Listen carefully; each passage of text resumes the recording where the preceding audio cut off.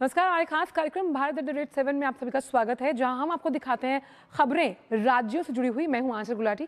आगे बढ़ने से पहले एक नजर सुर्खियों की तरफ।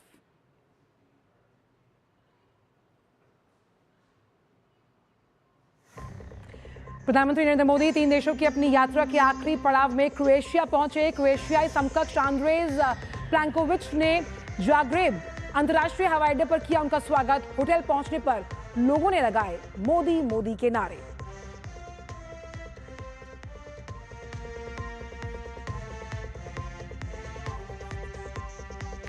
भारतीय नौसेना के बेड़े में शामिल किया गया युद्धपोत आईएनएस अर्नाला समुद्र में निगरानी और दुश्मन की पनडुब्बियों का पता लगाने में महत्वपूर्ण साबित होगा युद्धपोत।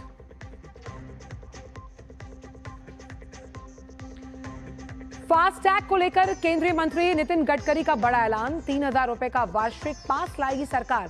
15 अगस्त से होगा प्रभावी। 1 साल या 200 यात्राओं तक रहेगा मान्य।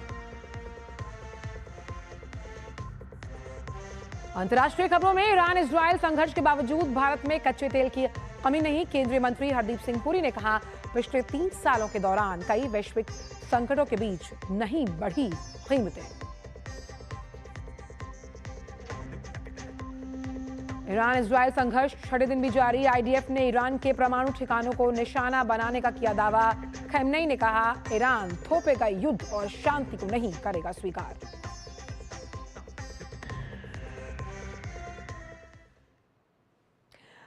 और सबसे पहले बात करते हैं आज राजस्थान की, जहां सड़क विकास के क्षेत्र में केंद्र सरकार से बड़ी सौगात मिली है।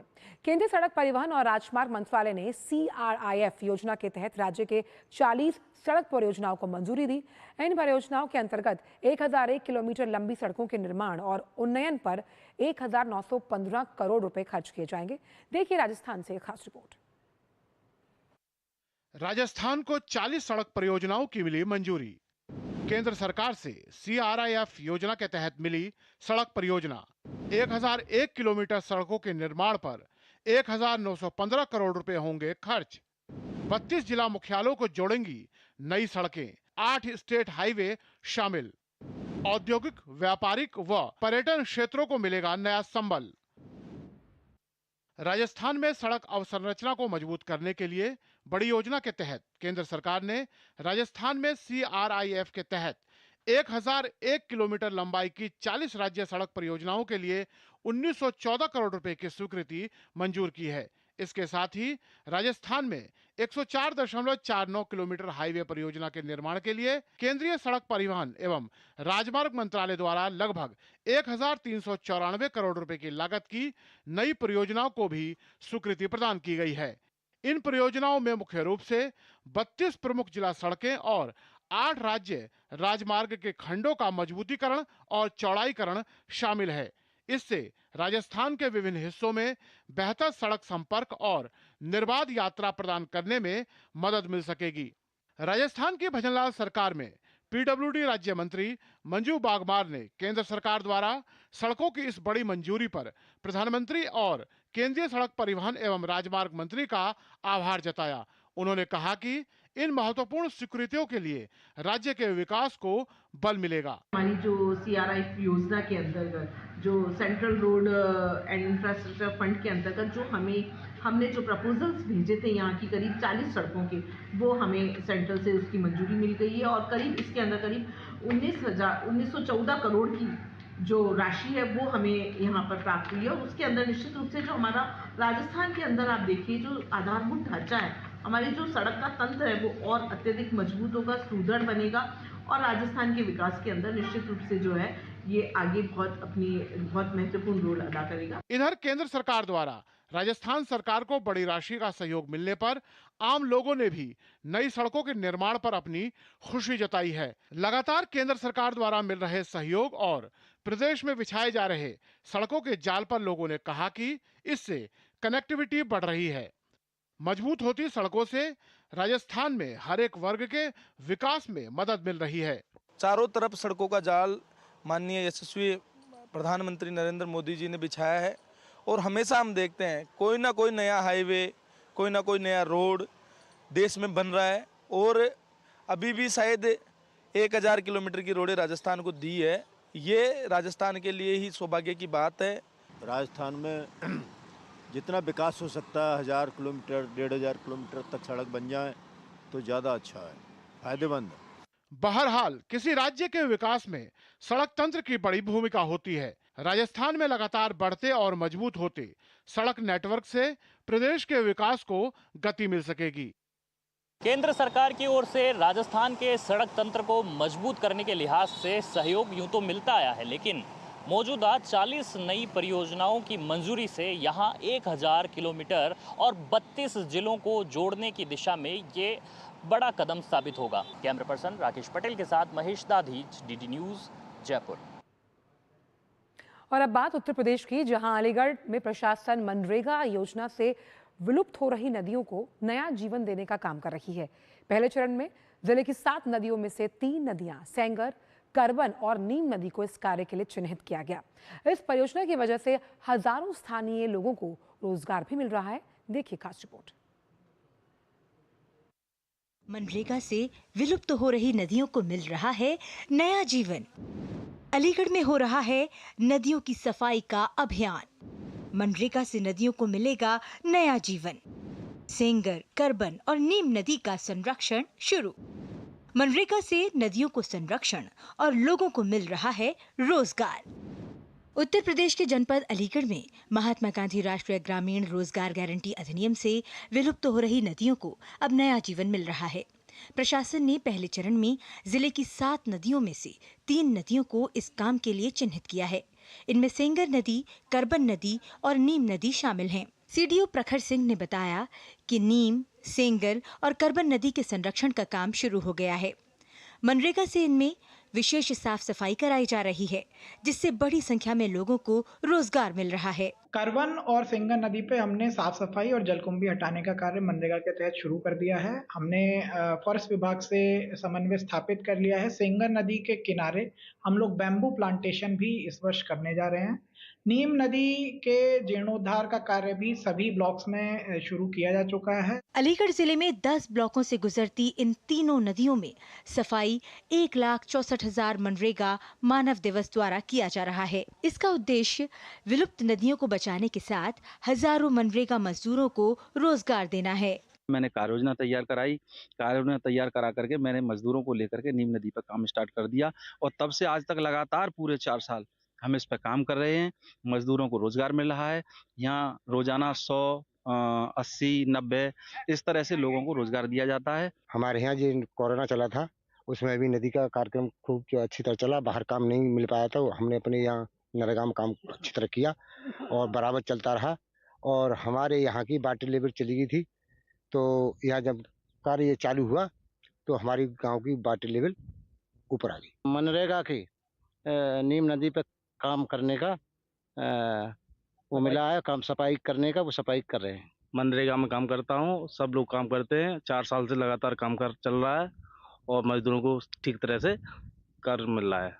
उत्तर प्रदेश सरकार द्वारा मनरेगा से स्थानीय ग्रामीणों को रोजगार तो दिया ही जा रहा है, इसके साथ ही विलुप्त हो रही नदियों का संरक्षण भी किया जा रहा है। Bureau report, DD news. और फिलहाल वक्त एक छोटे से ब्रेक का है। ब्रेक के उस पार आकर जानेंगे कि बिहार कैबिनेट में अहम कौन से ऐसे प्रस्ताव हैं जिन्हें मंजूरी दी गई है। वक्त एक ब्रेक का। सस्ते वाले दाल मसाले स्वाद हुआ बेकार। MDH की हल्दी मिर्ची धनिया करे कमाल। ये रंग दे, ये खुशबू दे, ये तीखा, ये कम पड़े। क्या निराला MDH मसाला। जो लक्ष्य चुना था समझ आने लगा है। GLA यूनिवर्सिटी, उच्च लक्ष्य की निश्चित प्राप्ति। LIC लाया है unit linked insurance plan index plus. जीवन बीमा पाइए और निफ्टी स्टॉक्स के साथ अपने मार्केट रिटर्न्स को तेजी से बढ़ाइए। इस अट्रैक्टिव कॉम्बिनेशन के साथ अपना कल सुरक्षित कीजिए। सिर्फ 2,500 रुपए मंथली प्रीमियम से शुरुआत कीजिए। आज ही LICindia.in पर जाएं। जब धरती चीर कर निकलता है लोहे का पत्थर और मिलता है मोंगिया के जोश से, फिर तपता है, पिघलता है और बनता है फौलाद। अब होता है सरिया सारी खूबियों के साथ। मोंगिया स्टील, मजबूत देश का मजबूत सरिया। बोल बोल के थक गया। क्या हुआ? नया किडबैग चाहिए। तो पहले कैप्टन से बोलो, नहीं सुना तो मैनेजर से। करेक्ट। तो ऐसे ही पहले शिकायत बैंक से करें, 30 दिनों में जवाब या समाधान ना मिलने पर CMS पोर्टल पे शिकायत करें। तो पहले बैंक फिर CMS पोर्टल, नहीं तो शिकायत होगी नामंजूर। चले ले आ गया ना किडबैग। RBI कहता है पहले अपना बैंक फिर RBI ओम्बुड्समैन। शादी का किचन महके जहां, गोल्डी किचन किंग मसाले हो वहां। गोल्डी लाई है फ्रेश लॉक टेक्नोलॉजी, जो रखे मसालों को हर समय फ्रेश। ब्रेक के बाद सभी का स्वागत। और अब बात करते हैं बिहार की, जहां सीएम नीतीश कुमार की जो अध्यक्षता थी उसमें कैबिनेट की बैठक का आयोजन किया गया। बैठक में 20 एजेंडे जो थे उन पर मुहर लगाई गई। इसमें पटना में 3 5 स्टार होटल बनाने को लेकर पंचायती राज विभाग में करीबन 8093 पदों पर भर्ती तक का जो फैसला है वो शामिल है। देखिए रिपोर्ट। बिहार कैबिनेट की बैठक में 20 अहम प्रस्तावों को मिली मंजूरी। कैबिनेट ने पंचायती राज विभाग में 8093 पदों पर भर्ती का लिया फैसला। लाइब्रेरियन, PRT और सूचना अधिकारियों की होगी नियुक्ति। स्वास्थ्य विभाग ने भी नए नियुक्तियों को दी स्वीकृति। 6 छोटे हवाई अड्डों के विकास हेतु MOU को मंजूरी। सीएम नीतीश कुमार की अध्यक्षता में कैबिनेट की बैठक का आयोजन किया गया। बैठक में कुल 20 एजेंडों पर मोहर लगी। कैबिनेट ने पंचायती राज विभाग में 8093 पदों पर भर्ती का फैसला लिया है। साथ ही महिला अधिकारियों और कर्मचारियों के लिए भी बड़ा फैसला लिया गया है।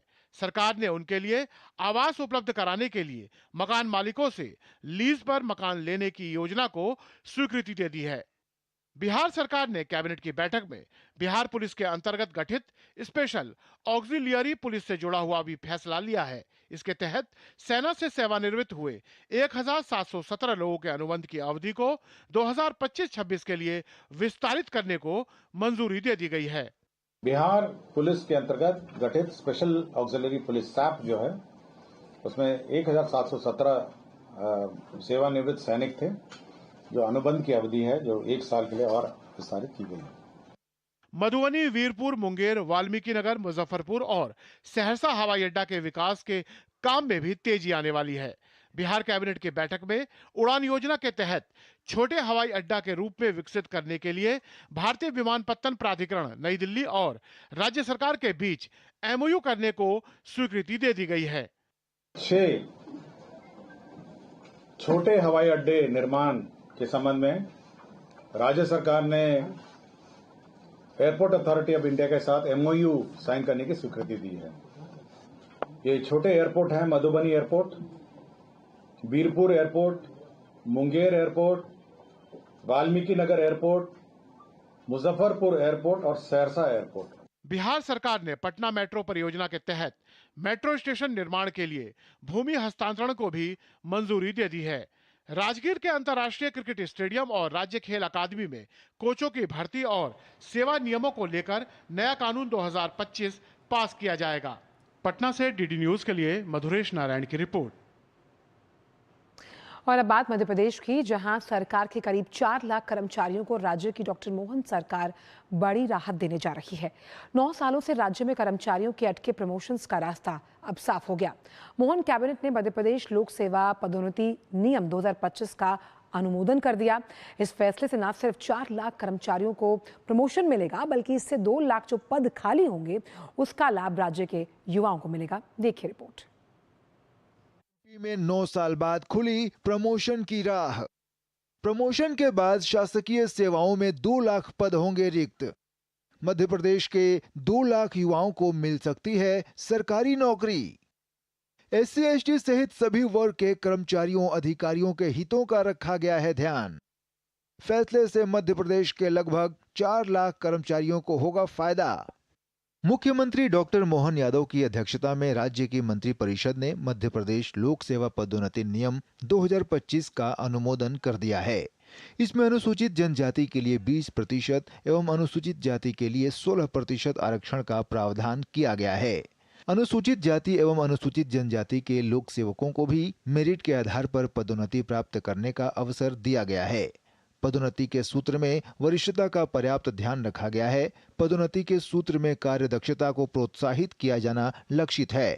तो वहीं पदोन्नति के लिए अपात्रता का स्पष्ट निर्धारण किया गया है। प्रमोशन में पिछले 9 वर्षों से काफी बाधा आ रही थी। इस बार हमने एक रास्ता निकाला है जिससे कि हमारे कर्मचारियों के प्रमोशन हो। जो आरक्षित वर्ग है उनके परसेंटेज को पूरा ध्यान में रखते हुए हमने परसेंटेज जैसे कि अनुसूचित जनजाति के लिए 20% और अनुसूचित जाति के लिए 16% आरक्षण का प्रावधान है, वो भी इस प्रमोशन में हमने पूरी तरीके से ध्यान रखा है। इस नीति के तहत चतुर्थ श्रेणी के लिए अंक व्यवस्था नहीं होगी। केवल पदोन्नति के लिए उपयुक्त होने पर ही पदोन्नति प्राप्त हो सकेगी। अप्रत्याशित रिक्तियों को चयन सूची अथवा प्रतीक्षा सूची से भरे जाने का स्पष्ट प्रावधान किया गया है। प्रतिनियुक्ति पर भेजे गए शासकीय सेवक के पद के विरुद्ध पदोन्नति का प्रावधान किया गया है। कुल मिलाकर पदोन्नति के पद जिस दिन उपलब्ध हों उसी दिन उपयुक्त योग्य एवं आरक्षित वर्गों के प्रतिनिधित्व को ध्यान में रखकर भरे जा सकें। इस तरह से लगभग 2 लाख नए पद निर्मित होंगे। इससे प्रशासन में सुधार एवं कार्यक्षमता बढ़ेगी। पदोन्नति के पद जिस दिन उपलब्ध हो उसी दिन उपयुक्त योग्य एवं आरक्षित पदों के प्रतिनिधित्व को ध्यान में रखकर भरे जा सकेंगे। इस तरह के प्रावधान किए गए हैं। 2 लाख रिक्त पद सर्जित होंगे ताकि प्रशासन में सुधार एवं कार्यदक्षता बढ़े। मुख्यमंत्री डॉक्टर यादव ने सोशल मीडिया एक्स पर लिखा कि कैबिनेट की बैठक में प्रदेश के कर्मचारियों अधिकारियों के 9 वर्ष से लंबित पदोन्नति के मामले का निराकरण किया। इसमें SC ST सहित सभी वर्ग के कर्मचारियों अधिकारियों के हितों का ध्यान रखा गया है। इसके माध्यम से पदोन्नति के बाद शासकीय सेवाओं में 2 लाख पद रिक्त होंगे और इन पर नए सिरे से भर्ती की संभावना बढ़ेगी। DD न्यूज के लिए भोपाल से आदित्य श्रीवास्तव की रिपोर्ट। वक्त एक और छोटे से ब्रेक का है। आप बने रहिए भारत@7 के साथ।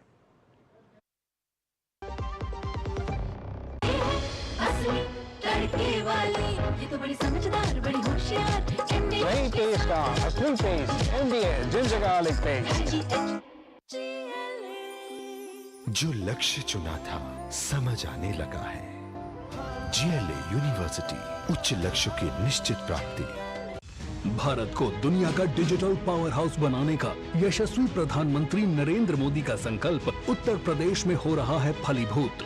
माननीय मुख्यमंत्री योगी आदित्यनाथ की दूरदर्शी सोच की वजह से IT हब के रूप में गौतम बुद्ध नगर, AI और मशीन लर्निंग में लखनऊ, रोबोटिक्स में कानपुर एवं engineering research and development city के रूप में वाराणसी और प्रयागराज का हो रहा है विकास। 9 शहरों में सॉफ्टवेयर टेक्नोलॉजी पार्क, जेवर में 3700 करोड़ के निवेश से semiconductor unit, 7 centre of excellence, 70 incubators और 6 विभागों के माध्यम से 10 लाख लोगों का AI स्किल्ड वर्कफोर्स तैयार किया जा रहा है।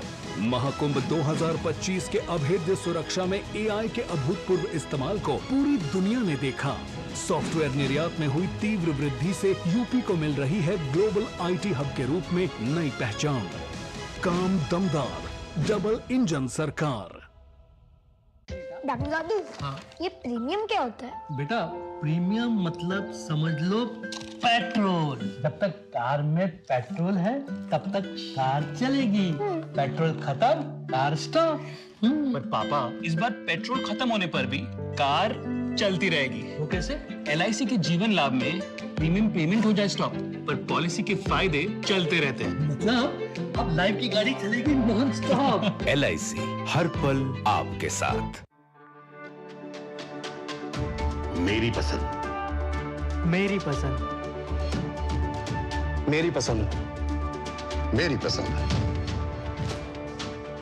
हमारी पसंद, हम सबकी पसंद। मजबूत देश का मजबूत सरिया हो गया स्टील। अब आया असली स्वाद। अब आया स्वाद। जब स्वाद के पड़े हो लाले तो MDH का चंकी चाट मसाला डालें। MDH का चंकी चाट मसाला। MDH। ब्रेक के बाद स्वागत। और डिजिटल पेमेंट अवार्ड 2024-25 की अगर बात करें तो वित्त मंत्री निर्मला सीतारमण इस वक्त डिजिटल पेमेंट अवार्ड्स के कार्यक्रम में उन्होंने शिरकत की। आइए आपको ले चलते हैं। Taken your business forward and as a result benefited the country is absolutely praiseworthy, and the department has done itself some good by recognizing the talents which exist outside. I absolutely appreciate each one of you, and I'm sure the days are brighter for those who would aim to reach there the next year, I would think. So, once again, appreciations, congratulations, and today is a bright day for each one of us because the speed with which innovation is happening in this country is just the dream of several other countries who have not even pegged them anywhere in the race. I'm not exaggerating when I say this. Several advanced countries are nowhere in this kind of a speed in terms of not just the traction that you have attained in progressing with the area in which you're working, but also creating newer paradigms is something so unique to the Indian fintech. And as a result, there are several countries which appreciate and equally ask us if there can be an interaction which can be enabled. So what started as a very enthusiastic and dedicated effort of Honorable Prime Minister in starting up the startup revolution in India, it has now spawned to become so many more, and it hasn't stopped with one sector, and we are already reaping the benefit of so many innovations ranging from agriculture to space. So this is something which has made India's profile absolutely versatile and admirable. So all appreciations to every one of you in this hall today and for those who are similarly placed outside. So excellence in digital payment is one thing for which the banks have benefited, the innovators have benefited, and citizens at large are benefiting as well. It has profiled our financial inclusion, which is so important for a country which still needs a bulk of its population to benefit from financial inclusion. Pankaj Chaudhary ji actually read out the numbers of how many people have come into this Jan Dhan Yojana. As a result, how much of DBT payments are made possible today. And as a result, zero balance accounts today have more than 2 lakh crores as balance in their accounts. Similarly, Government of India, through the various DBT schemes, and I've given this figure earlier, has saved money because when you do a direct benefit transfer from the government, it goes only to those accounts for who the KYC is done and spurious accounts are all removed. So instead of me going into the details of what actual benefits ABC we have gained or achieved by your innovations, I would just focus on what for Vikasit Bharat, which is the Prime Minister's dream for this country by 2047, we can do is to make sure that we push the boundaries. You have set pioneering targets, achieved them, but now we need to take it further and set standards. So the success itself of India's fintech ecosystem and the UPI would not have been possible without the collective effort of all the stakeholders, our citizens. तो digital payment award को संबोधित कर रही थी वित्त मंत्री निर्मला सीतारमण, जहां उन्होंने कहा कि फिनटेक रेवोल्यूशन की अगर हम बात करते हैं तो उसमें जन भागीदारी सुनिश्चित की है। तो फिलहाल भारत@7 में इतना ही। दीजिए इजाजत, नमस्कार।